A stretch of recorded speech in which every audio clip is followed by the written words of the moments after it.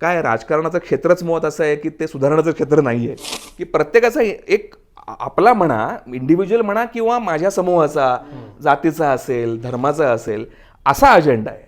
तर ते नाही ना कामाचं. तसं घेऊन आपण गेलो तर गडबड होणार आहे. आंबेडकरांच्या उत्सवाबाबत मला डेफिनेटली आस्था आहे. वेन आय सी आंबेडकर तेव्हा मला एक मोठा बेस दिसतो, वैचारिक बेस दिसतो, की तुम्ही कितीही इंडिव्हिज्युअल असलात तरी तुम्ही समाजाचा घटक असता. आणि जेव्हा तुम्हाला दिसतंय की समाजामध्ये काहीतरी आता चुकतंय, त्यावेळेला जर का तुम्ही नाही बोललात किंवा तुम्ही एकत्र नाही आलात, उद्या समजा नागरिकांनी समजा मोर्चे काढले ना क्लायमेट चेंजवरती, तर राजकीय पक्ष 101% तो विषय उचलतील. आज लोक जर का ह्याच्याबद्दलच बोलतायत, म्हणजे हिंदू आणि मुस्लिम आणि बहुसंख्य आणि इतर वगैरे वगैरे, म्हणजे मी जेव्हा नमस्कार करतो त्या कृतीमागे नक्की खरं सांगू का काय लॉजिक आहे मी पण असं नीट सांगू शकणार नाही. पण मला असं वाटतं की ते एक समावेशकतेचं लॉजिक, की मी थोडं जरी विरोधी आवाज हे केला तर मी सगळ्याला विरोध करतोय, मला काहीच नको आहे, असं काहीतरी त्यातनं मेसेज जातो. त्यामुळे आवाज उठवायचा नाही का. नमस्कार. रिअल किस्सा या यूट्यूब चॅनलवर मी पलाश तुम्हा सगळ्यांचं पुन्हा एकदा स्वागत करतो. मला सांगा, तुम्ही स्कूप सिरीज बघितली का? माझ्यामध्ये बऱ्याच जणांनी बघितली असेल. नेटफ्लिक्सवर आत्ता एक 2-3 महिन्यांपूर्वी येऊन गेली. पत्रकारितेवरती ती भाष्य करते आणि त्यात एक खूप सुंदर सीन आहे. त्यातला एक संपादक त्याच्या कलिगला समजावून सांगत असतो की उत्कृष्ट पत्रकारिता म्हणजे काय किंवा चांगली पत्रकारिता आपण कशाला म्हणायचं. तर तो समजावून सांगताना एक किस्सा सांगतो की 2 जण असतात आणि ते रूममध्ये भांडत असतात. एक जण म्हणतो की बाहेर पाऊस पडतोय, दुसरा म्हणतो नाही नाही, बाहेर प्रकाश पडलाय, लख्ख ऊन पडलंय, अजिबात पाऊस पडत नाही. तर पत्रकार म्हणून तुमचं काम काय आहे, तर त्या दोघांना कोट करणं हे तुमचं काम नाही आहे. तर पत्रकार म्हणून किंवा वार्ताहर म्हणून तुमचं काम आहे की तुम्ही त्याने असा फकिंग शब्द वापरलाय, असं उठायचं तुमच्या चेअरवरनं, आसनावरनं, जिथे कुठे तुम्ही बूट टेकवले आणि खिडकीच्या बाहेर डोकावून बघायचंय की नक्की काय जे सत्य आहे ते तुम्हाला मांडायचंय. हे उदाहरण यासाठी दिलं की ही जी खिडकी आहे ना, हे खूप मला सजेस्टिव्ह वाटतं. ही जी खिडकी आहे ना, तर या खिडकी या मथळ्या अंडर आम्ही काही एक प्लेलिस्ट सुरू करतोय पॉडकास्टची, की त्या खिडकीतून बाहेर डोकावणं किती महत्त्वाचं आहे. म्हणजे आपण आपल्या घरात असतो, आपण बऱ्यापैकी स्वकेंद्री झालोय आजकाल, आपण आपल्या मोबाईलमध्ये असतो. त्यामुळे नक्की बाहेर काय चाललंय हे जर आपल्याला समजून घ्यायचं असेल, जाणून घ्यायचं असेल, विश्लेषण ऐकायचं असेल, करायचं असेल, तर त्या खिडकीतनं बाहेर डोकावणं महत्त्वाचं आहे. आणि ती खिडकी कदाचित आपल्या अंतर्मनाची सुद्धा असू शकते. त्यामुळे या खिडकी या मथळ्या अंडर तुमच्या आमच्या जीवनातले आणि रोज आपण जे अनुभवतो, सोसतो असे विषय असणार आहेत. त्यामुळे या खिडकीच्या पहिल्या एपिसोडमध्ये मी पुन्हा एकदा तुमचं स्वागत करतो. तर आजचा जो विषय आणि जे काही पाहुणे आलेत, तर अजिंक्य तू सांग की आजचा विषय काय आणि पाहुणे कोण आहेत? नमस्कार मंडळी. आपण कधीतरी आपल्या घराच्या खिडकीच्या बाहेर डोकावून बघितलं पाहिजे. त्यामुळे काय होतं, बाहेर चालणाऱ्या बऱ्या वाईट घटना, चांगल्या वाईट गोष्टी या आपल्याला कळत राहतात. तर खिडकीच्या आजच्या पहिल्या एपिसोडमधून आपण एकूणच उत्सव साजरा करण्याच्या पद्धतीत होत जाणारे बदल, त्यात हळूहळू शिरू पाहणारा बिभत्सपणा, त्यांचं झालेलं विद्रुपीकरण आणि त्यांचं झालेलं राजकीयकरण यावर बोलणार आहोत. या विषयावर बोलण्यासाठी आज आपल्यासोबत आहेत उत्पल व्ही. तुमचं स्वागत करतो. थँक्यू. उत्पल हे स्वतः व्यवसायाने लेखक आहेत. अनेक सामाजिक चळवळींशी जोडले गेलेले आहेत. त्यांनी अनेक मासिकांचं, पुस्तकांचं संपादन केलंय, अनुवाद केलाय. याशिवाय ते लोकसत्ता, दिव्य मराठी यासारख्या नावाजलेल्या वृत्तपत्रांमधून स्तंभलेखनही करत असतात. तर उत्पल, आपण सरळ विषयाला हात घालूया. गणेशोत्सवादरम्यान होणारा गोंगाट, त्याचा त्रास यावर तुम्ही ऑलरेडी काम सुरू केलंय. म्हणजे यावर्षी ते कदाचित थोडंफार बाहेर आलं असेल, पण त्याचं काम तुम्ही खूप वर्षांपासून सुरू केलेलं असेल. तर काय सांगाल, नेमका विषय काय, इश्यू काय?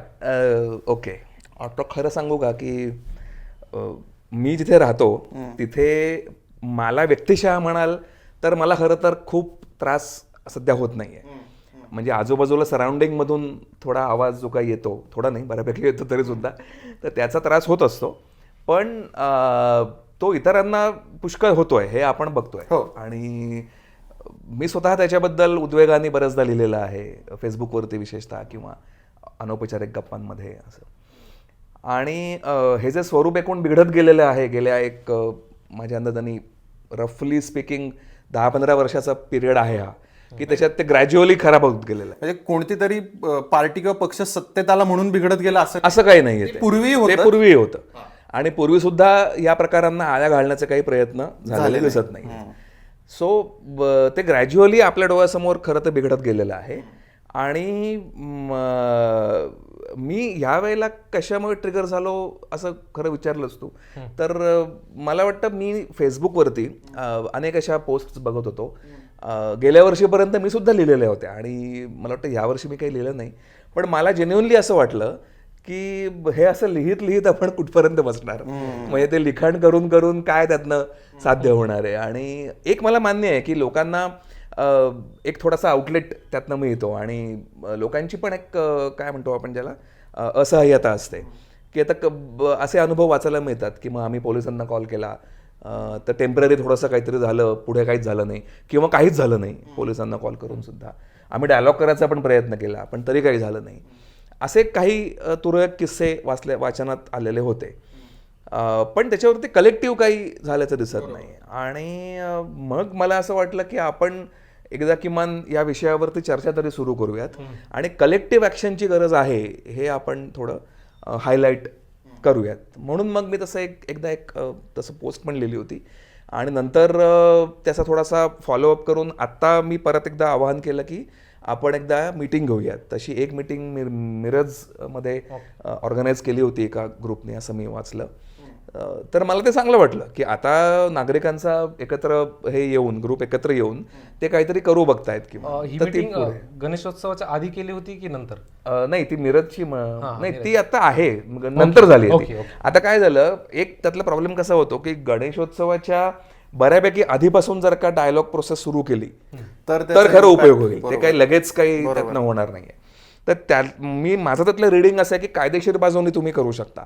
म्हणजे तुम्ही समजा ॲक्च्युअली डेसिबल्सची पातळी मोजणं, त्याच्यानंतर ते इतके प्रमाण त्याच्या वर गेलं होतं, तो इतका तास चालला होता तो प्रकार, त्याच्यामुळे त्याच्यामुळे इतकी पॉसिबल हे होऊ शकते, काय नुकसान त्याच्यामुळे होऊ शकतं. प्रत्यक्ष झालेल्या नुकसानांचे पुरावे तुम्ही देऊ शकता. म्हणजे मला वाटतं डीजेच्या आवाजामुळे काही लोक गेल्याची बातमी मी पहिल्यांदा फ्रंट पेजला मी पण पहिल्यांदा लोकसत्तामध्ये आली होती. पेपर न्यूजपेपरच्या फ्रंट पेज वरती म्हणजे पहिली हेडलाईन की मुलाचा डोळ्याचा हे झाला. तो एक वेगळाच विषय आहे म्हणजे लेझरच्या. तोपर्यंत इतके भीषण परिणाम होईपर्यंत आपल्याला वाट बघायची का? तो एक प्रश्न आहे. कोरोना नंतर ऍक्च्युअली आपण काही गोष्टी समजून घेऊन उत्सव कसे साजरे करायचे यात जरा सुधारणा व्हायला पाहिजे होती, पण त्यातून आपण काहीच शिकलो नाही असं दिसतंय एकंदर. जो पैशांचा चुराडा असेल, साजरा करण्याची पद्धत असेल, त्यातनं काही शिकलो असं दिसत नाही. आणि म्हणजे ते कसं आहे ना की तुम्ही आतापासून त्याचं अनालिसिस काही करायचं म्हटलं तर तो करू शकता की ते कसं झालं, काय झालं, पण त्याने काही प्रश्न सुटत नाहीये. माझं असं पहिल्यापासून आहे. आणि मला खरं सांगू का की हे मला म्हणजे हे ना खरं निमित्त आहे असं मी असं सुद्धा म्हणेन. आत्ता सध्या मी ज्या क्षेत्रामध्ये काम करतोय तर आम्ही म्हणजे एक संपर्क म्हणून आमची संस्था आहे, तर आम्ही पॉलिसी ॲडव्होकसीमध्ये काम करतो. तर पॉलिसी ॲडव्होकसी म्हणजे काय, तर ज्या प्रकारची धोरणं सरकारकडून राबवली जातात तर ती राबवली नीट जात आहेत का, त्याच्यामध्ये काय अजून बदलायची गरज आहे का, लोकांपर्यंत त्याचे काय फायदे पोचतील ह्याच्याकरता काय करता येईल, आणि त्याच्याकरता लोकप्रतिनिधींशी आपण कसं कनेक्ट व्हायचं, हा खरा आमचा फोकसचा मुद्दा आहे. तर या ॲडव्होकसीच्या क्षेत्रामध्ये काम करताना हे लक्षात येतं तुमच्या की जोपर्यंत लोक एकत्र येत नाहीत, 10, 15, 20, 25, 50 असं ते वाढत जोपर्यंत दबावगट तयार होत नाही, लोकांचा चळवळ तयार होत नाही.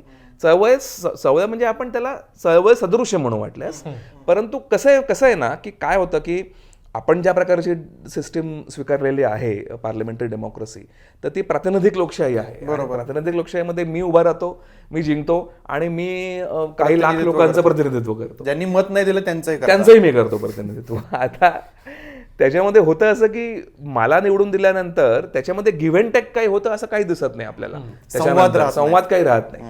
तर तसा सुद्धा इनफॅक्ट आमचा प्रयत्न सुरू आहे संपर्कतर्फे. तर मला असं वाटतं की हे जे विषय आहेत ना, हे खरं कोअरचे विषय आहेत आपल्या डेमोक्रेसीमधले. आणि ह्यातला सगळ्यात जो क्रिटिकल भाग मला दिसतो की कुठल्याही काळात तुम्ही समजा बघितलं तर विशेषतः आपण आधुनिक काळाचं हे घेऊ, ज्या वेळेला लोकशाहीच नव्हती, ज्या वेळेला तुमच्या म्हणजे लोकशाही जेव्हा नसते ना त्यावेळेला तुमची व्हॅल्यू सिस्टीमच वेगळी असते. त्यावेळेला तुम्हाला हे माहिती असतं की एक राजा आहे बसलेला आणि तो बाबा हुकूम काढणार, त्याने उद्या आदेश दिला तर तो पाळायचा. ही conceptच माहिती कॉन्सेप्टच वेगळी आहे. आता कॉन्सेप्ट वेगळी आहे की नाही? आता आपलं ठरलं की नाही की आपण आता लोकशाहीत आलो. आता जर का आपण डेमोक्रेसीमध्ये आलो तर मग आपण इतके डिपेंडंट का राहायचं मग? म्हणजे डेमोक्रेसीचा जो मूळ जो गाभा आहे तो खरं, आणि हा म्हणजे हे आपल्यापैकी काहींना माहिती असतं, बऱ्याच लोकांना कदाचित ते माहिती पण नसतं की गांधीयन जो विचार पूर्ण आपल्याकडे आला, त्याच्यानंतर विनोबा भावेंसारख्या माणसाने जो पुढे नेला, तर त्याच्यामध्ये कोअरला हेच आहे की लोकांची शक्ती प्रकट व्हायला पाहिजे. आता आपण समजा ह्याच्याकडे थोडंसं काय म्हणू आपण ज्याला ऑब्जेक्टिव्हली बघितलं तर हे आपल्याला दिसतं की स्वातंत्र्यानंतर सुद्धा आंदोलनं उभी राहिली, चळवळी उभ्या राहिल्या, छोट्या पॉकेट्समध्ये का असेनात पण त्या राहिल्या, आणि त्या राहणं आवश्यक आहे असं माझं अगदी म्हणणं आहे. लोकशाहीसाठी तरी लोकशाही करता हे फार आवश्यक आहे की लोकांचा व्हॉइस जो आहे, मगाशी जसं पत्रकारितेचा उल्लेख तू केलास तसं, तर हे फार आवश्यक आहे. कारण नाही तर काय होतं, पॉवर बॅलन्सच राहत नाही ना. पॉवर बॅलन्सिंग करता हे फार आवश्यक आहे. तर ते काही प्रमाणात झालेलं आहे. म्हणजे मी काही अगदी असं म्हणणार नाही की काहीच आपण केलं नाही आणि जे आपल्याला वरून येत गेलं ते फक्त आपण सहन करत गेलो, असं नाही आहे. म्हणजे तो अर्थात वेगळा विषय आहे की आंदोलनांमुळे काय काय रिफॉर्म झाले, कुठल्या कुठल्या कायदेशीर प्रक्रियांमध्ये बदल झाले, हे सगळं आलेलं आहे. आता मला एक्झॅक्टली माहीत नाही, पण सर्वोच्च न्यायालयाचा जो आदेश आहे ध्वनी प्रदूषणाबाबतचा, त्याच्या समजा आपण खोलात गेलो तर कदाचित असं लक्षात येईल की हे केव्हा तरी कोणीतरी त्याच्यावरती आवाज उठवला होता म्हणून तो कायदा लागू झाला. PIL झाली होती त्यानंतरच एक्झॅक्टली. बरोबर. सो म्हणजे ह्या गोष्टी होतात ना. इव्हन आता 2011 साली इंडिया अगेन्स्ट करप्शन, ती सुद्धा एक मोठी चळवळ होती. हा. सत्तांतर झालं ती चळवळीचा, त्याच्यावर तो आता वादाचा मुद्दा झाला. वादाचा मुद्दा झालाय. पण म्हणजे एक्झॅक्टली, पण मला हे मान्य म्हणण्यापेक्षा ही एक हेल्दी लोकशाहीचं लक्षणच आहे की जिथे लोक एकत्र येत आहेत, आपला आवाज उठवत आहेत, PIL करतायत, छोट्या गटातनं काहीतरी करतायत, तर हे समाज असा आंदोलित राहिला पाहिजे. तर त्या मुद्दा असा होता की हे सगळं गेल्यामुळे की काय उत्सवाचा जो काही विद्रुपीकरण झालं ते सुद्धा आपण बघत बसलो असं मी का करायचं, कोणीतरी कोणतरी करेल. आणि दुसरा त्यातला एक मात्र मुद्दा थोडा लक्षात घेतला पाहिजे की काय होता ना की इतर बाबतीत म्हणजे तुम्हाला समजा if you are dealing with say Pune corporation किंवा if you are dealing with Maharashtra government किंवा लोकप्रतिनिधींशी तुम्ही काय हे करताय, तर कदाचित एक मानसिकतेमधला फरक असा असू शकतो की तिथे तुम्हाला एक काहीतरी सिस्टमॅटिक, मला एक सिस्टीमचा एक मला काय म्हणू आपण ज्याला एक मला चौकट दिलेली आहे, त्या चौकटीत मी करू शकतो काहीतरी. म्हणजे मी माहिती अधिकार कायदा वापरीन, मी अजून काही गोष्टी जाऊन करीन. इथे लोकांच्या मनात ना भीती आहे असं मला दिसतं. प्रॉब्लेम काय आहे की इथला प्रॉब्लेम असा आहे की अरे बापरे, ते आपण तिथे काहीतरी बोललो आणि ते उगाच काहीतरी आपल्याशी त्यांनी काय खुन्नस धरली आणि काहीतरी आपल्यावर शेकलं, ते समजण्यासारखं आहे. मी काही ह्याला ती भीती आहे, ते समजण्यासारखं आहे. कायदेशीर दृष्ट्या सुद्धा एखादा माणूस किती फॉलोअप घेऊ शकतो अशा बाबतीत?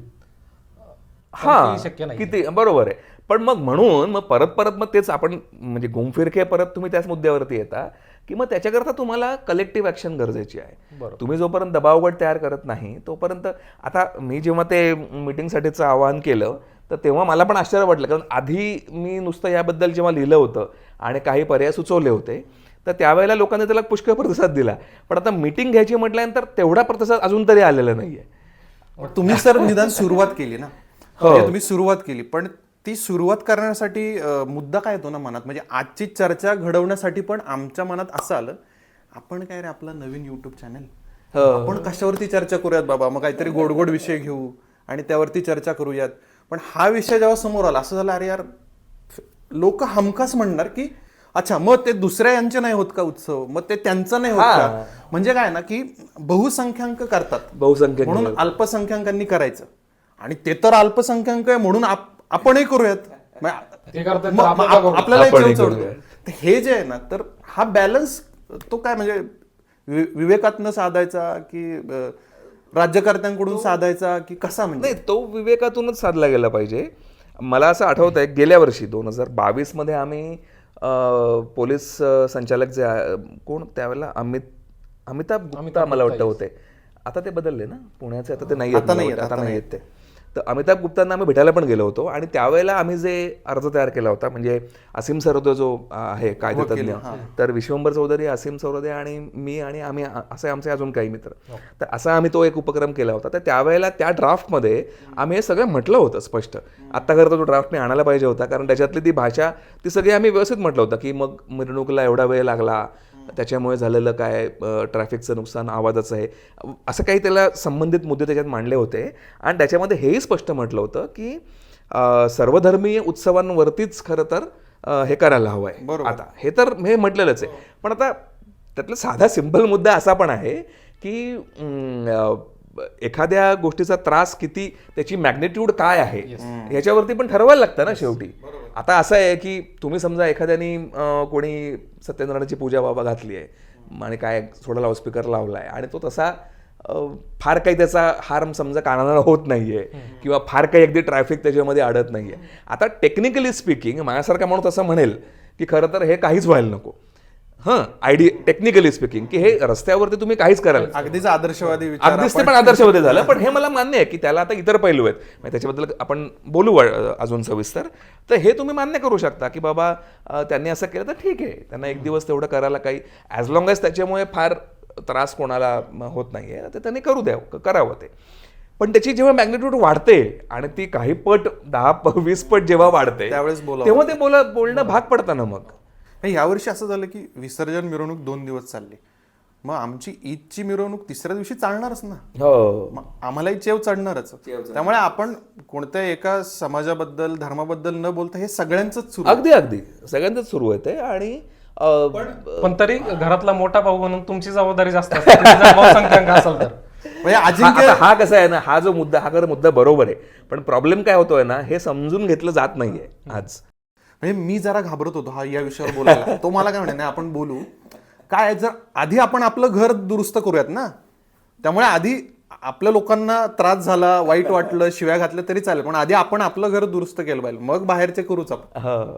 तर आता नाही, मी असं त्याच्यावरती म्हणेन की हा म्हणजे ठीक आहे, हा एक आर्ग्युमेंट, हे एक आर्ग्युमेंट असू शकतं. मी परत तेच म्हणेन की पण न्यूसन्स ज्याच्यामुळे जास्त होतोय त्याच्यावर खरं तर आपण म्हणजे आधी फोकस करणं हे ठीक राहील. आता काय होत आहे ना की त्याला ज्याला वॉटरबॉटरी म्हटलं जातं, तर ती एक प्रकारचं टॅक्टिस हे बरेचदा वापरलं जाते. म्हणजे ते काही फक्त इथे वापरलं जाते असं नाही, ते आधी सुद्धा वापरलं जाते. बरं, मी ह्या पुढे जाऊन मी असंही अगदी मान्य करायला तयार आहे की त्या म्हणण्यामध्ये काही तथ्य असेल तर आपण ते ऐकून घ्यायला काही हरकत नाही आहे माझी. म्हणजे काय होतं आहे ना की हा जो काही पूर्ण रिलिजियस झगडा झाल्यासारखा किंवा हिंदू वर्सेस इतर किंवा काय म्हणूयात, म्हणजे हिंदूंनाच फक्त तुम्ही बोलता आणि बहुसंख्यांनाच बोलता, आणि हा जो एकूणच सगळा जो वाद आहे ना, हा खरं तर एक ह्याच्याबद्दल वेगळं बोलायला पाहिजे. खरं तर आपण एकदा बोलू वाटलंच वेगळं त्याच्याबद्दल, कारण तोही माझ्या एक आस्थेचा विषय आहे. पण द पॉइंट इज की त्याला स्वरूप असं प्राप्त झालेलं आहे आज, आणि त्यामुळे त्याच्यातनं तर्काची जी जागा आहे ना, तर्काचा जो स्पेस आहे ती कमी झाली आहे, नाहीसाच झालाय, जवळजवळ नाहीसा झाला. तर पण मला एक मात्र चांगलं वाटलं की यावर्षी अनेक मंडळींनी जेव्हा हे मुद्दे मांडले उत्सवाच्या ह्याचे विद्रुपीकरणाचे, तर त्याच्यामध्ये काही पारंपरिक हिंदुत्ववादी विचारांचे किंवा धार्मिक अशा याचे लोक पण होते. तर ही खूप चांगली गोष्ट आहे असं मला वाटतं. कारण ते असं म्हणता येतात की अरे, आम्ही जरी धार्मिक सश्रद्ध असलो आणि आम्हाला हिंदुत्ववादाची आयडिओलॉजी जी आहे ती आम्हाला मान्य असली तरी पण हे आम्हाला मान्य नाहीये, हे त्यांचं म्हणणं मला वाटतं आपण वेलकम करावं असं आहे. म्हणजे एकमेकांची जिरवण्यासाठी तुम्हाला उत्सव साजरे करायचे आहेत का आता? हो, दुसऱ्या परधर्मियांचे किंवा मग तुमच्यात पण स्पर्धा आहे परत? हो, तुमच्यात पण स्पर्धा आहे. मी कोण मोठा डीजे लावतो की म्हणजे एक्झॅक्टली, म्हणजे असं पण नाहीये की त्यांचं बघा ना, मग ते तुमच्यात पण सुरू असतं. मग ते आमच्या गणपतीचं काय, मग ते काय ते मुंबईला मला वाटतं तसं असतं, उंच गणपती खूप असतात किंवा डीजेचा आवाज किंवा मग काय देखाव्यात. सो काय होतंय ना, ह्याच्यामध्ये आपण फार फंडामेंटल चुका करत जातोय आणि हे लक्षात येत नाहीये आपल्या, असं मला वाटतं.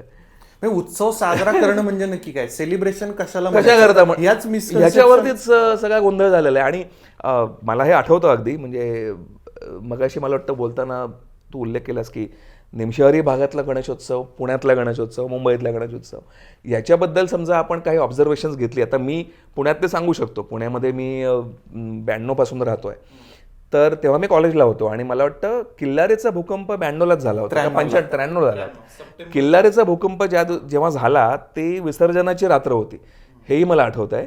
आणि पहाटेच्या वेळेला ती बातमी कशी काय मला तर तपशील आठवत नाहीये, पण ती बातमी आली आणि आम्ही तेव्हा बाहेरच होतो. खरं पुण्यामध्येच आम्ही, तेव्हा कॉलेजचं वय होतं आणि त्यावेळेला आम्ही जायचो हरितसर. मी स्वतः नास्तिकतेकडे झुकणाराच आहे, म्हणजे मी धार्मिक मनुष्य नाही आहे त्याचा ह्याने. आणि म्हणजे तुम्ही मला समजा अगदी एक शब्द पोझिशन कुठली घ्याल असं विचारलं तर मग मी अज्ञेयवादी असं म्हणेन, ॲग्नॉस्टिक ज्याला म्हणतात ते. परंतु हो, नास्तिकतेकडे झुकणारा ह्याच्यातला मी आहे. पण तरीसुद्धा आता त्यातली ती मजा अशी आहे की असा मनुष्यसुद्धा गणपतीचे उत्सव ह्याला जातो. आणि हे जे काही वैशिष्ट्यपूर्ण एक काय म्हणू आपण ज्याला, एक जे फीचर आहे ते माझ्या मते आपल्या समाजामध्ये जास्त पण आहे, आपल्या हे भारतीय समाजामध्ये. आपल्याला असं पण आहे, अरे बाबा आम्हाला सामील व्हायचंय तुमच्यात, पण तुमचं हे एक्झॅक्टली. म्हणजे आता उदाहरणार्थ गणपती जेव्हा, आता लहानपणी आम्ही घरामध्ये गणपती बसवायचो, तर तो खेळातले गणपती बसवायचो आम्ही. तर त्यात काय असतं ना, एक बिलॉंगिंगचा जो भाग असतो की तुम्ही करता तर मग आम्ही करतो. काय त्याच्यामध्ये कसं आहे ना, त्याच्यामध्ये फार अगदी खोल विचार असं काही समजा नसतो. की आता समजा आपण तात्विक चर्चेला बसलो आणि तर मग ठीक आहे, मग तो वेगळा मुद्दा.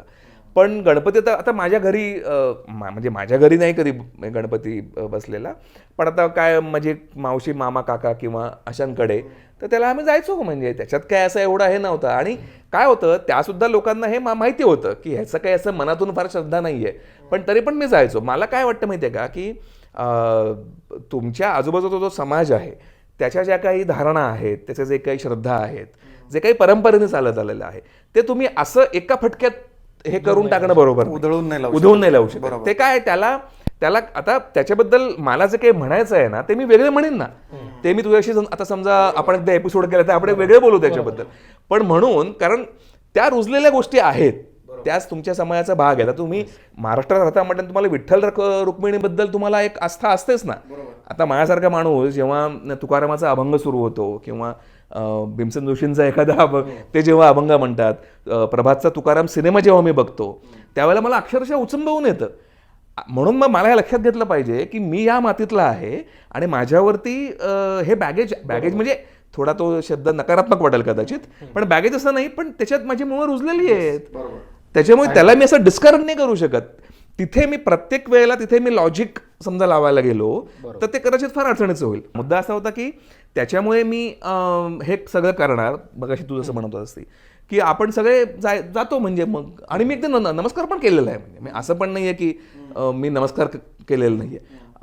त्या बाबतीत कदाचित मग मला असं कोणी म्हणू शकेल की मग तुझं काय खरंच नाहीये, तुझं स्टँड काय असं म्हण. आता मग त्याच्या बाबतीत वेगळी चर्चा आपण करूया. तर मी असं म्हणतो, मी समजा गणपतीला गेलोय, आता ते गणपती तिकडे बसवलेला आहे आणि सगळे एक तो माहोल आहे, तो देव आहे हे पण तुम्ही म्हणता आहात, तर मी असं म्हणेन की बरं बुवा ठीक आहे, तू म्हणतोस ना, तर समजा असेलच, तर मग कशाला आपल्याकडनं हे व्हायला, असं पण एक अँगल त्याच्यात असू शकतो. म्हणजे मी जेव्हा नमस्कार करतो त्या कृतीमागे नक्की खरं सांगू का काय लॉजिक आहे, मी पण असं नीट सांगू शकणार नाही. पण मला असं वाटतं की ते एक समावेशकतेचं लॉजिक आहे. बरोबर. त्याला मी दुसरं अगदी त्याची पिसं काढायला बसलो तर मग वेगळी उत्तरं मिळतील. आता त्यातला एक फक्त उपमुद्दा पण सांगतो आणि पुढे जातो. काय झालं की मला असं पण लक्षात यायला लागलं, पण मी जसा मोठा होत गेलो तसा, की ह्या सगळ्या उत्सवांमध्ये आपण सामील होणं हे तर होतच आहे. प्रॉब्लेम असा आहे की मी जे बोलतो किंवा मी जे वाचतोय, मी जे बघतोय, माझी जी काही एक धारणा तयार होतीये, तर त्याच्यामध्ये मात्र उलट्या बाजूने फार इंटरेस्ट आहे असं मला दिसलं नाही. हां, म्हणजे मला एक आठवत आहे, माझी बहीण एकदा मला म्हणाली होती की तू म्हणे असं काय काय लिहितोस, बोलतोस, तर तू म्हणे ना तुझा एक खरं कार्यक्रमच ठेव आणि तो नातलगांकरता ठेव, की नातलगांना बोलवायचं आणि तुझी जी काही भूमिका आहे त्याच्याबद्दल एक तू चर्चा असं कर ना, तो तुझा एक कार्यक्रम होईल. जसे आता ती सश्रद्ध आहे, ती सगळं करते, म्हणजे देवाचं करते आणि आता तो म्हणजे आहे एक तिच्या मनातला तो भाव आहे समजा. पण तिने पण ते म्हटल्यानंतर मला खरंच असं वाटलं की हे सुद्धा खरं तर ना व्हायला पाहिजे. आणि मला असं वाटतं की हा जो प्लॅटफॉर्म आता खिडकीचं तुम्ही जो म्हणताय, तर तशा याच्यातनं ना खरं ह्या चर्चांना एक हे होऊ शकतं की आपण असं एक आवाहन करता येऊ शकतं की आपण एकत्र बसून जरा बोलूयात. मग तुम्ही एक धार्मिक परंपरा पाळणारे लोक आहात, मी नाहीये, पण आपल्यामध्ये नक्कीच काहीतरी डायलॉग तर होऊ शकेल ना. आणि माझी भूमिका काय हे तुम्हाला खरं लक्षात येऊ शकेल, मी काय वाचतोय, मला त्यातलं काय पटलंय. तर प्रॉब्लेम असा झाला आहे की या प्रकारचा कुठलाही डायलॉगची व्यासपीठ आपण तो काही आपलं नाहीच आहे डायलॉग. आणि हेच माझ्या मते रिफ्लेक्ट होत आहे गणपती मंडळ आणि सर्वसामान्य नागरिक. जर का तुमच्या बाजूला एखादं मंडळ काहीतरी करताय तर तुम्ही डायलॉग का नाही करत, तुम्ही त्यांच्यामध्ये जाऊन बोला ना. संवादाचा फार अभाव निर्माण झालेला आहे, मुख्य कारण आहे. त्याच्यामुळे I think it has got म्हणजे it has become very complicated. आणि ना मला यातनं एक लक्षात काय आलं माहिती आहे का, आपलं जे ह्युमन्स म्हणून आपलं जे नेचर आहे ना, हे काहीतरी आता विचित्र घडत गेलेलं आहे असंही मला वाटतं. आपण कन्फ्रंटेशनच करत नाही, आपण कुठल्याही बाबतीमध्ये समोरासमोर येऊन बसून बोलणं ह्याची आपली बहुतेक काय ती वृत्ती गेली आहे की काय. म्हणजे थोडा असा अभ्यास करायला हरकत नाही की हे आधी एक 50 वर्षापूर्वीचं चित्र काय होतं आपल्या समाजातलं आणि आत्ताचं काय आहे. आत्ता तुम्हाला जेवढे जास्त कप्पे दिसतात तेवढे बहुधा नसावेत असं एक मला एक असं वाटतं. म्हणजे आता त्याच्याबद्दल इतरांचं पण अनुभव, तेव्हाचा संघर्षच वेगळा होता, तो आयुष्याचा संघर्ष होता. आता लोकांकडे संसाधन आले, पैसा आलाय, त्यामुळे हा पण एक मुद्दा बरोबर आहे. त्यावेळेला ना सोसायटीमधलं जे कोहेजन होतं ते जरा जास्त प्रमाणात थोडं होतं असं एक रफली आपल्याला म्हणता येईल असं मला वाटतं. आत्ताचं काय झालंय, आत्ताचं ना म्हणजे कप्पे जास्त पडल्यामुळे आणि तुमचं इंडिव्हिज्युअल स्पेस डेव्हलप होत मग आता मला काय गरजच नाहीये समजा बाहेर पडून काही बोलायची, तंत्रज्ञानामुळे पण झालेलं आहे. तर त्याच्यामुळे मग आपण ते सगळं टाळण्याकडेच आपला एकंदरीत कल असतो. तर ज्याला आपण व्यक्तिवाद म्हणतो, इंडिव्हिज्युअलिझम, तर इंडिव्हिज्युअलिझम बाबत पण वेगळं समजा बोलता येईल आपल्याला, पण ते होणं याच्याबद्दल काही फार ऑब्जेक्शन घ्यावं असं आहे असं मला वाटत नाही. मुद्दा असा आहे की तुम्ही कितीही इंडिव्हिज्युअल असलात तरी तुम्ही समाजाचा घटक असता. आणि जेव्हा तुम्हाला दिसतंय की समाजामध्ये काहीतरी आता चुकतंय, त्यावेळेला जर का तुम्ही नाही बोललात किंवा तुम्ही एकत्र नाही आलात तर मग ते कसं काय हे करायचं. संवादाचा मुद्दा तुम्ही जो मांडला ना, त्याबरोबरच मला वाटतं राजाश्रय किंवा उत्सवांमधलं राजकारण आणि राजकारणातला उत्सव ते तर खरंच आहे. पण आणि त्याला आता राजकारणी मंडळी का धाजावत नाहीत यात हात घालायला, या मुद्द्याला हात घालायला, किंवा मग तसं हात न घालणं हे राजकीय दृष्ट्या सोयीस्कर आहे? त्यांना सोयीस्करच आहे असं म्हणायला लागेल. पण मला वाटतं लोकसत्तामधल्या बातमीमध्ये एक त्यांनी एक हे केलं होतं की राजकीय पक्ष सुद्धा बोलतायत आता याच्या विरुद्ध, अशी बातमी होती. पण त्या व्यतिरिक्त कोणी बोलल्याचं ऐकलं नाही. सो काय आता राजकीय पक्षांची जी गणितं आहेत ना त्याच्याबद्दल कदाचित मी माहीत नाही, म्हणजे मी कितपत बरोबर भाष्य करू शकेन. पण जे आपल्याला दिसतं चित्र त्याच्यातनं आपल्याला एक तर दिसतंच की काय राजकारणाचं क्षेत्रच मुळात असं आहे की ते सुधारण्याचं क्षेत्र नाही आहे. राजकारण हा खरं तर डिबेटचा मुद्दा आहे, पण सुधारणा ही कायम वेगळी आणि राजकारण हे वेगळं कसं होतं ना. आणि मग हे सगळे जेव्हा विषय समोर येतात तेव्हा मला असं अलीकडे सारखं वाटतं की ना मग तुम्हाला फार फंडामेंटल्समध्ये जायला लागतं. मग तुम्हाला हे लक्षात येतं की मग तुम्ही राजकीय व्यवस्था जी आजची आहे तीच मुळात बरोबर आहे का, ह्याच्याबद्दल आपण विचार केला आहे का. कारण जर का तुम्ही पक्ष म्हणून एखाद्या संघटनेला, पक्ष ही शेवटी संघटनाच आहे असं आपण म्हणू, ते जर का सत्तेत येणं त्यांना भाग आहे तर इट इज बट ऑब्व्हियस की त्यांचा प्रयत्नांचा रोख सगळा हा असाच असेल. आता कसं आहे की हे बघा, आता क्लायमेट चेंज सारखा मुद्दा आहे. क्लायमेट चेंज हा अतिशय जागतिक पातळीवरती महत्वाचा विषय आहे. उद्या समजा नागरिकांनी मोर्चे काढले ना क्लायमेट चेंजवरती, तर राजकीय पक्ष 101% तो विषय उचलतील, त्यांच्या अजेंड्यामध्ये तो विषय येईल. आज कोणी तसं करतच नाहीये. आज लोक जर का ह्याच्याबद्दलच बोलतायत की काय म्हणजे हिंदू आणि मुस्लिम आणि बहुसंख्य आणि इतर वगैरे वगैरे, किंवा हे सण समारंभ, आणि तर मग ते पण त्याच मुद्दे घेत आहेत. म्हणजे लोकशाही म्हणजे आता मी निवडून दिले कोणाला तरी आणि 5 वर्ष आता काय मला काम नाही असं करून चालत नसतं ना. त्याच्यामुळे तुम्ही ऍक्च्युली कसं आहे की डिस्कोर्स जो आहे ना तो खरा लोकांकडून डिसाईड व्हायला पाहिजे, ज्याला नॅरेटिव्ह म्हणतात आज.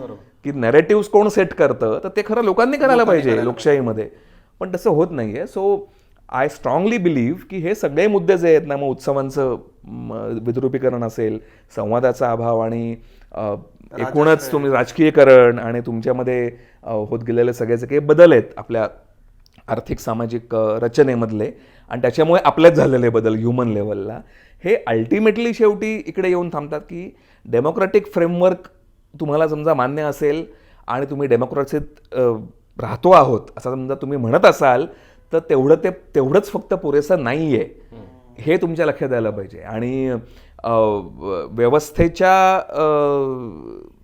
व्यवस्था डिझाईन करण्यामध्ये मला जमलं तर मी सहभाग घेईन असं नसायला पाहिजे. That cannot be an optional subject.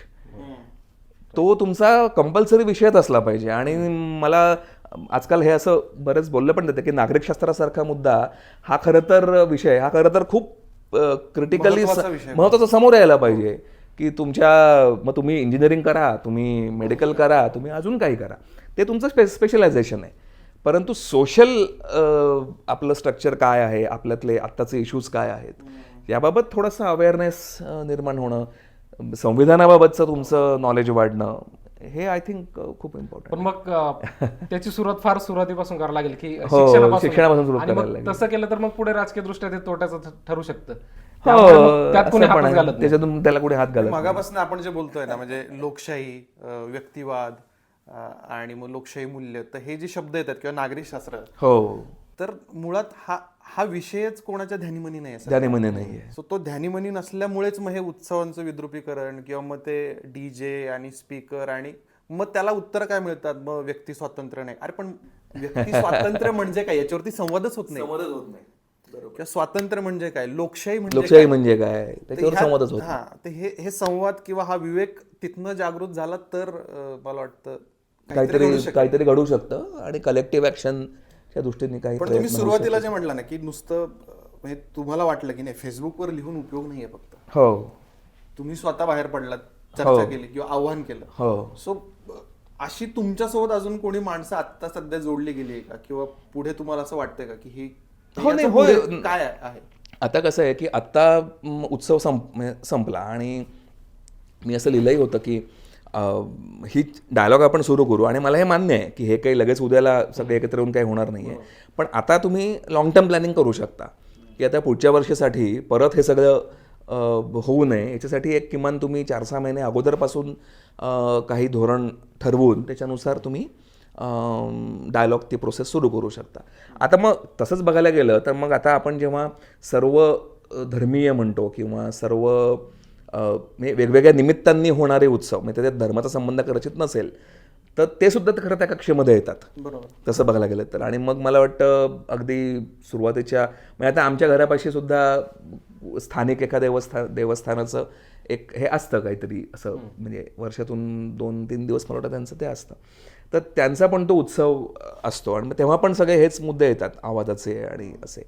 मग आंबेडकर जयंतीचा एक उत्सव जो होतो तो असतो, किंवा आता अण्णाभाऊ साठे. यावर्षी असं पण लक्षात आलं आमच्या परिसरामध्ये की अण्णाभाऊ साठे जयंतीच्या दिवशी तो एकच दिवस तो हे झाला, पण त्याही वेळेला त्याची तीव्रता भयंकर होती, म्हणजे जी पूर्वी जाणवलेली नव्हती. हे अनेक लोकांनी, दहीहंडीला पण हेच झालं. दहीहंडीला सुद्धा तीव्रता खूप जास्त होती यावर्षी, म्हणजे नेहमी आम्ही सहन करतोच आहोत, पण आता ते अजूनच हे झालंय, असं एक ऑब्झर्वेशन बघायला. मग तेच आहे ना, तो जो ॲटिट्यूड आहे ना की अरे हे करताय मग मलाही चेव चढणार, मग मी केलं तर अरे हे तर अल्पसंख्याक असून करताय, मग मी करणार. वर्षातून एखाद दिवस सहन करायला काय जातं, वर्ष एक्झॅक्टली. आणि ते आर्ग्युमेंट असतं. आणि बरं आता कसं आहे की ह्याला जोडूनचा एक मुद्दा की आपल्याला एक लक्षात घ्यायला लागतं की असा जेव्हा मुद्दा समोर येतो ना, ध्वनी म्हणजे याचा डीजेचा आवाजाचा त्रास किंवा इतर रस्त्यावरती काही उत्सव साजरे करणं, ज्याच्यामध्ये कदाचित डीजे पण नसेल पण ते उत्सवामुळे ट्रॅफिकला अडथळा होणं वगैरे, ह्याच्या ना हे सगळं असं आपल्याला आयसोलेशनमध्ये पण बघता येत नाही. असं आहे की तुमचा समाजच मुळामध्ये विषम स्तरांवरती जगत असतो. मुळात तुम्हाला हे पण लक्षात घेतलं पाहिजे. बरोबर. त्यामुळे जी मानसिकता माझी आहे, आता मी बाबा माझ्या घरचं वातावरण वेगळं होतं, मी एका वेगळ्या ह्याच्यात वाढलो, त्याच्यामुळे माझी मानसिकता वेगळी घडली. आता तुम्ही मला सांगा की एखादा समजा कुठल्या तरी एखाद्या गरीब वस्तीमध्ये राहणारा मुलगा आहे कामाठीपुऱ्यामध्ये एखाद्या वेश्येच्या पोटी जन्माला आलेला मुलगा असेल, असं कोणीही तुम्ही हे करा, वंचित किंवा ह्याच्यातला परिघावर जर जगतात तर तुम्ही त्यांचं आणि तुमचं हे कसं काय हे करणार ना.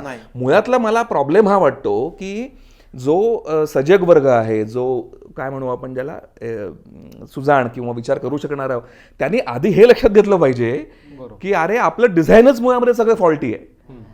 आपण असं म्हणतोय की हा त्रास बंद करा आणि मग तुमचा तेवढा पट सुटेल, पण तुमच्या हेही लक्षात तुम्हाला यायलाच पाहिजे की ह्याच्यापेक्षा अनेक, म्हणजे हा तुमचा डायरेक्ट त्रास आहे तुमच्या कानांना होणारा, म्हणजे हा तुमच्या आरोग्यावरती घाला घालतोय, पण असे अनेक मुद्दे आहेत की ज्याच्यामुळे लोकांची आयुष्य उभी राहू शकत नाहीत.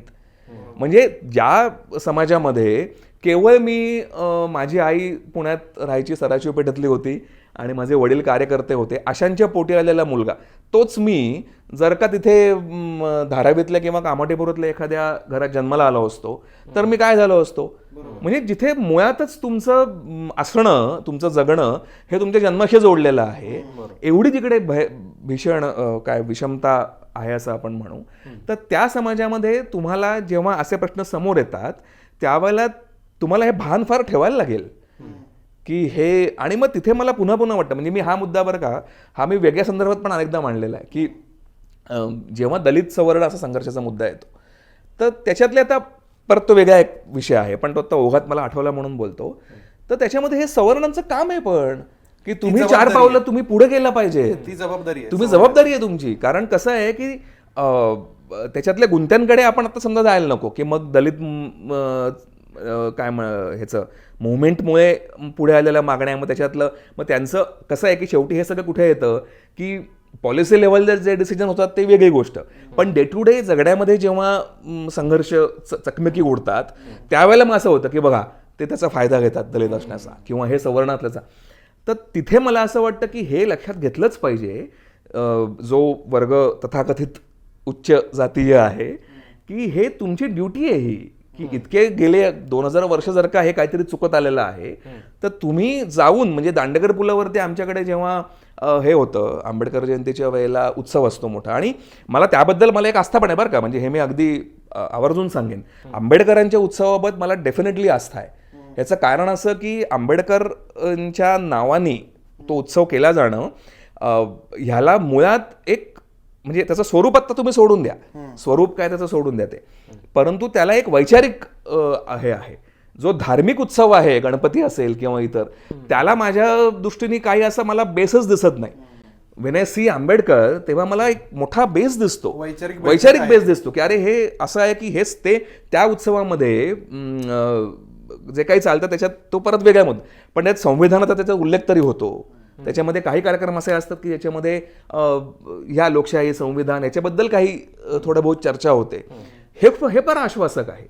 इथे काय होत आहे, इथे केवळ धर्मश्रद्धा या एका अँगलनी बोललं जात आहे आणि त्याच्यात मग, आणि अलीकडे तर आपण बघतो की ते अस्मिता चेतवण्याचेच प्रकार बरेच जास्त त्याच्यामध्ये होत आहेत.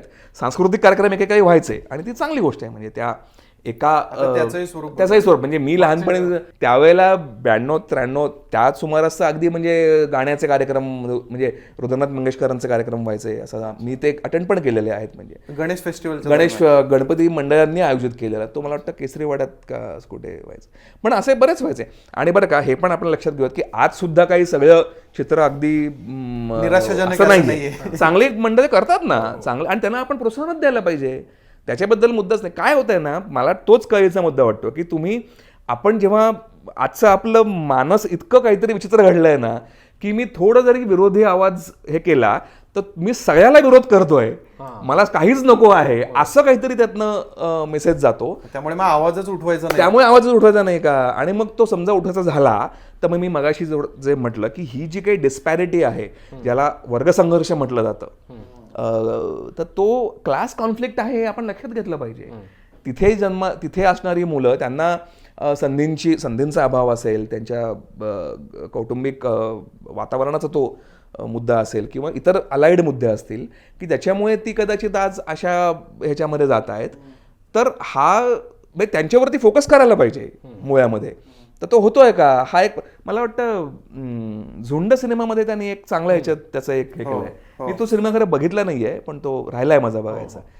तर त्याच्यात त्यांनी तो मुद्दा चांगला ऍड्रेस केलाय असं मी ऐकलं. आहे. सो म्हणजे असे प्रयत्न नागराजचे सगळेच नागराज सिनेमे मंजुळच्या सिनेमात साधारणपणे. तसे हे असतातच. तुमचे बेसिक्स मध्ये जर विषमता असेल तर तुमची अभिव्यक्ती कशी व्यक्त करायची त्यात त्याची पण विषमता असणार. हो. म्हणजे आणि म्हणून मी म्हणतो की तुमचं जर का फंडामेंटल डिझाईनच जर का सगळं विषम आहे, तर तुमची रचना मात्र सगळी सारखी असेल, बाकी तुमचे सगळे प्रश्न सुटतील.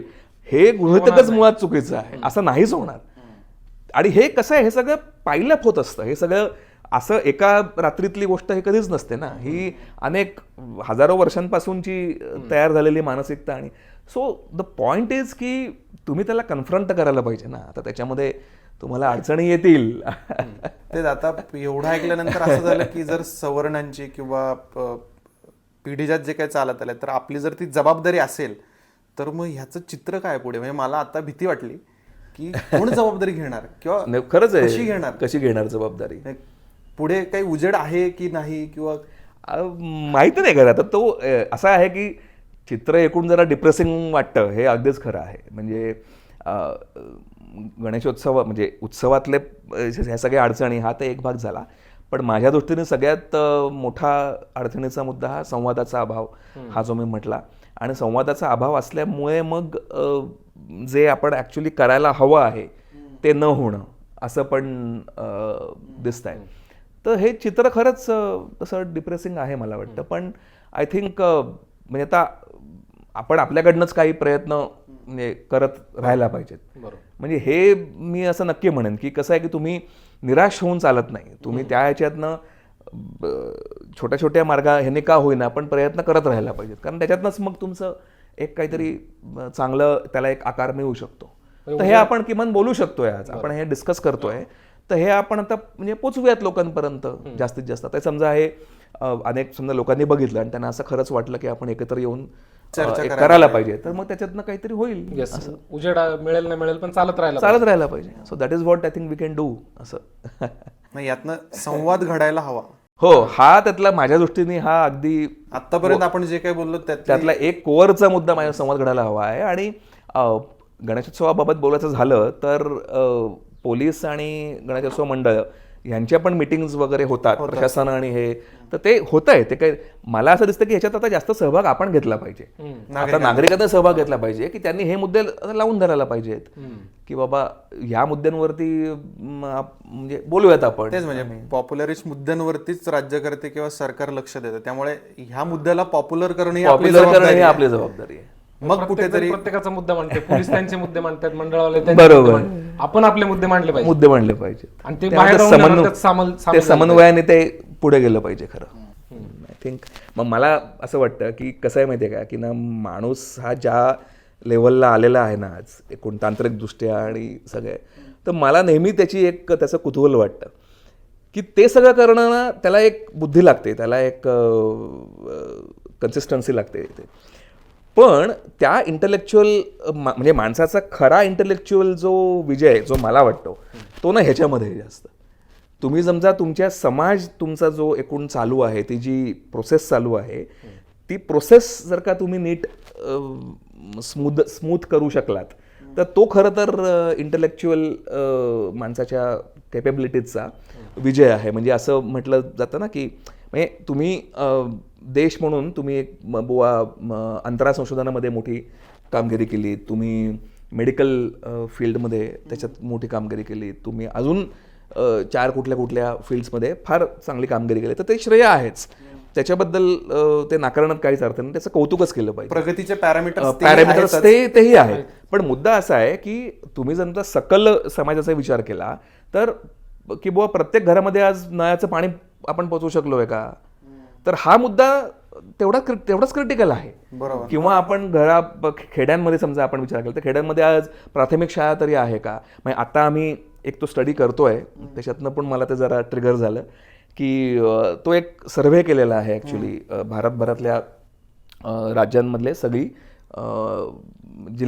जिल्हानिहाय त्यांनी एक स्टडी केलेला आहे. आणि मग प्रत्येक मतदारसंघामध्ये किती गावं आहेत, मग त्याचे वेगवेगळे पॅरामीटर्स, मग अगदी प्राथमिक शिक्षण, तुमचं काय लसीकरण, तुमचं काय म्हणूयात रेशन दुकान आहे की नाही, पब्लिक ट्रान्सपोर्ट आहे की नाही, असे 100 त्याच्यात पॅरामीटर्स आहेत.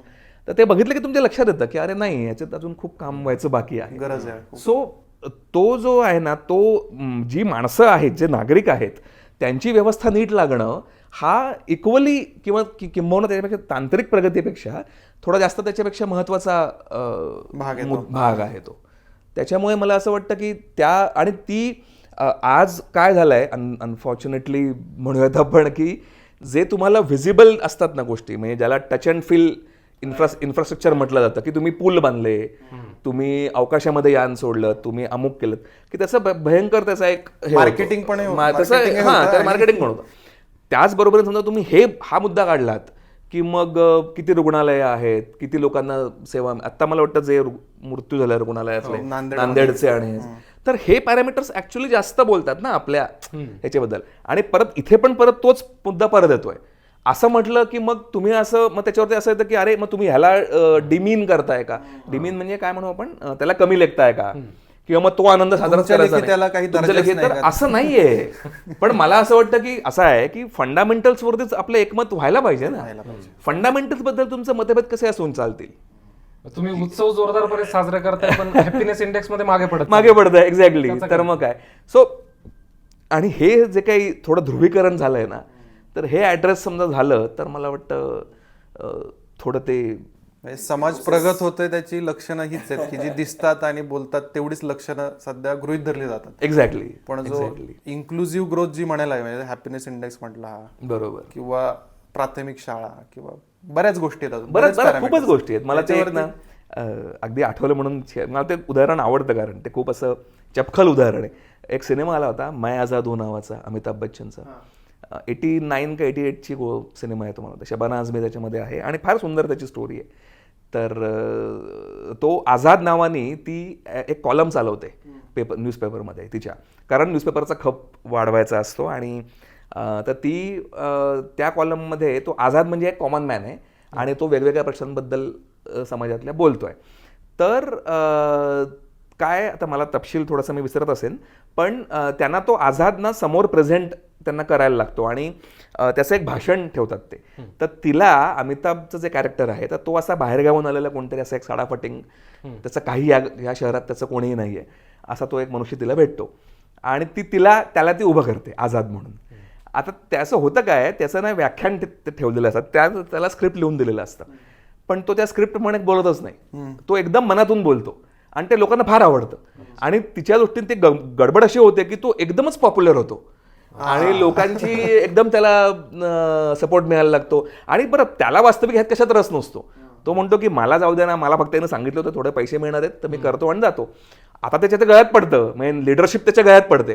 तर त्या व्याख्यानातला तो एक मुद्दा जो म्हणतो तो फार मला आवडतो. तो असं म्हणतो की समोर लोक बसलेले आहेत, तो व्याख्यान देतोय आणि तो म्हणतो की असं आहे म्हणे मित्रांनो, की आपण ना एका ट्रेनमधले हे असतो, प्रवासी आहोत.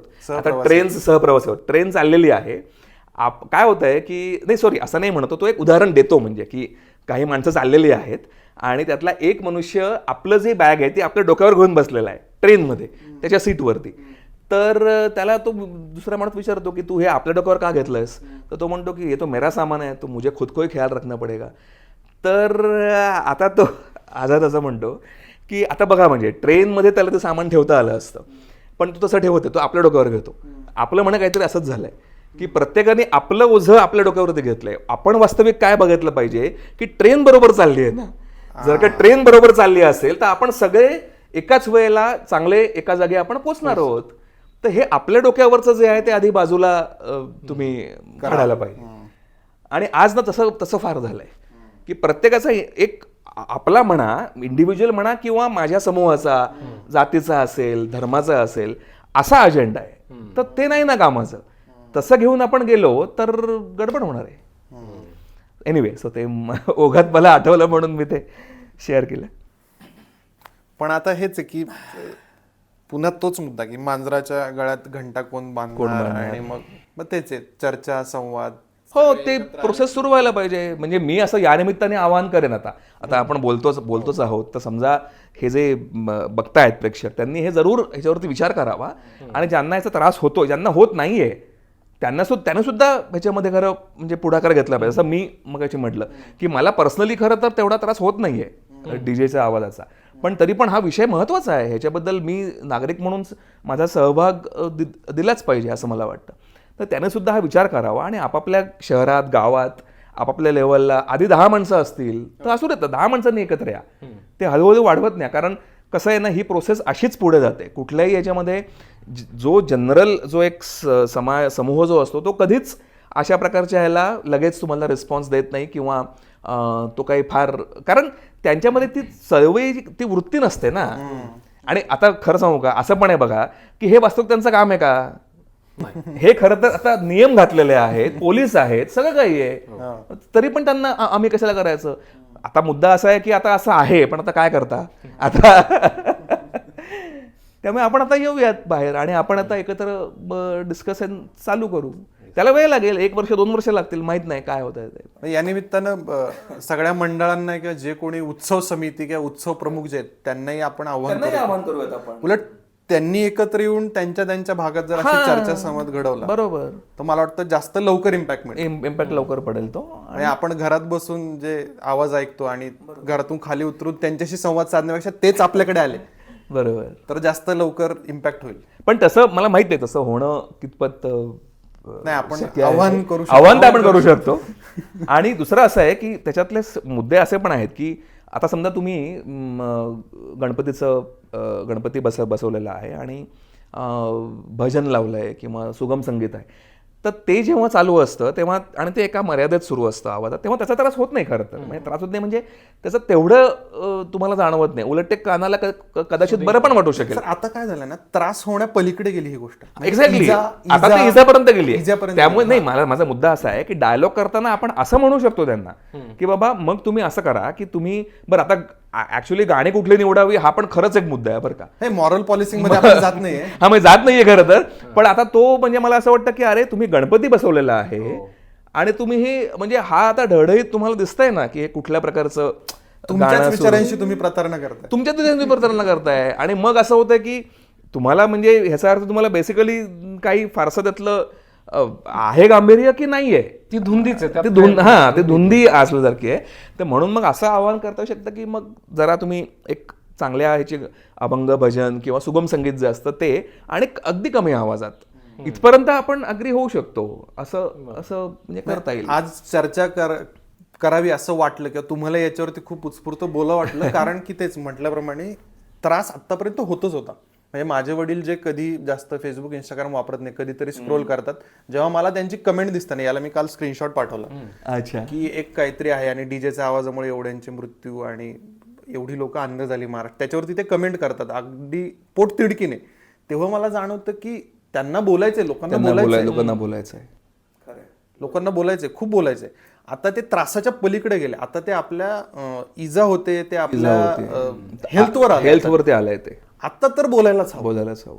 सो नाही, आणि होईल म्हणजे मला पण असं वाटतं की समजा ना ह्याच्यातनं मोठ्या संख्येने लोक एकत्र आले ना, तर एवढा काही तो मुद्दा असा पण नाहीये की त्याच्यावरती निघणार नाही सोल्युशन. म्हणजे माझा असा विश्वास आहे की हा डायलॉग समजा झाला तर त्या लोकांना पण हे पटू शकतं. म्हणजे जे साजरे करतायत, जे आयोजक आहेत, ते आयोजक काही असे शेवटी नाही आहेत ना, ते काही सगळ्याच्या सगळ्या अगदी वाईट प्रवृत्तीची असं नाहीये. मला असं वाटतं आपण डायलॉगच केलेला नाहीये. त्याच्यामुळे म्हणजे तुम्हाला असे अनुभव येतील सुद्धा कदाचित, माहीत नाही, पण तुम्हाला त्याच्याशी डील करायला लागेल. पण माझा असा अगदी खरोखर विश्वास आहे की समजा आपण चांगला डायलॉग केला तर त्यातले अनेक लोक, त्यांना पण हे म्हणजे कुठेतरी मनात पटत असेल, त्यांना पण ते पटेल. पण परत तेच आहे, काहीतरी वेगळे अजेंडे. नाही, बरोबर ना, ते तर तुम्ही म्हणलं तसं ते डील करायला लागेल, त्याच्याशी डील करावं लागेल. लोक सततच बातमी आली, त्यातला जो तरुण आहे तो म्हणतोय की डीजे वर बंदी घालायला पाहिजे आणि तो नाचायलाच गेला होता. तर तुम्हाला तोपर्यंत वाट बघायची गरज नाही का, तुम्हाला स्वतःला इजा होते आणि मग तुम्ही काहीतरी बोलताय.